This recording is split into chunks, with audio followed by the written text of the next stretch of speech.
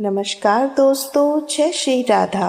माघ मास कथा अध्याय के हमारे 5 अध्याय पूरे हो चुके हैं। आज हम शुरू करने जा रहे हैं अध्याय 6। पूर्व समय में सतयुग के उत्तम निषेध नामक नगर में हेमकुंडल नाम वाला कुबेर के सदृश धनी वैश्य रहता था, जो कुलीन, अच्छे काम करने वाला, देवता, अग्नि और ब्राह्मण की पूजा करने वाला, खेती का काम करता था। वह गाय, घोड़े, भैंस आदि का पालन करता था। दूध, दही, छाछ, गोबर, घास, गुड़, चीनी आदि अनेक वस्तु बेचा करता था, जिससे उसने बहुत सा धन इकट्ठा कर लिया था।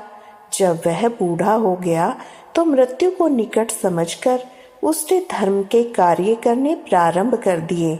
भगवान विष्णु का मंदिर बनवाया। कुआं, तालाब, बावड़ी, आम, पीपल आदि वृक्ष और सुंदर बाग बगीचे लगवाए। सूर्योदय से सूर्यास्त तक वह दान करता।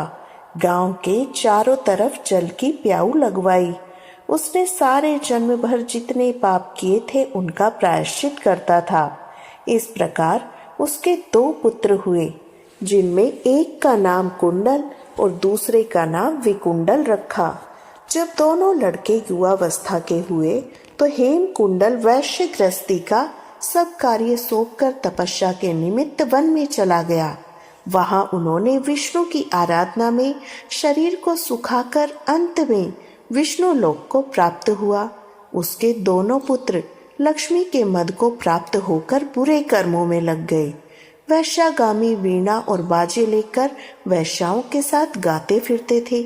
अनेक सुंदर वस्त्र पहनकर, सुगंधित तेल लगाकर, भांड और खुशामदियों से घिरे हुए हाथियों की सवारी और सुंदर घरों में रहते थे।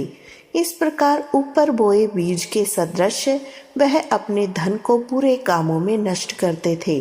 कभी किसी सत्पात्र को दान आदि भी नहीं देते थे, न ही कभी हवन, देवता या ब्रह्मा जी की सेवा या पूजन किया करते थे। थोड़े दिनों में उनका सब धन नष्ट हो गया। वह दरिद्रता को प्राप्त होकर अत्यंत दुखी हुए। भाई, जन, सेवक, उपजीवी सब इनको छोड़कर चले गए।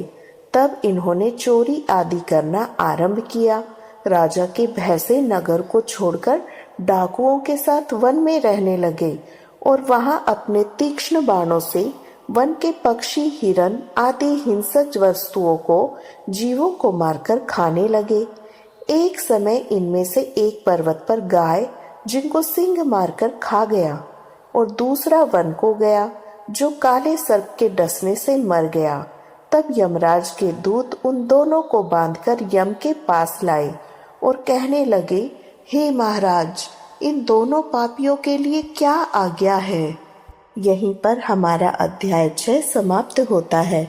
आगे की कथा हम अध्याय 7 में कल करेंगे। इसी तरह हमारी वीडियो देखने के लिए हमारे चैनल को लाइक, शेयर, सब्सक्राइब जरूर कीजिएगा।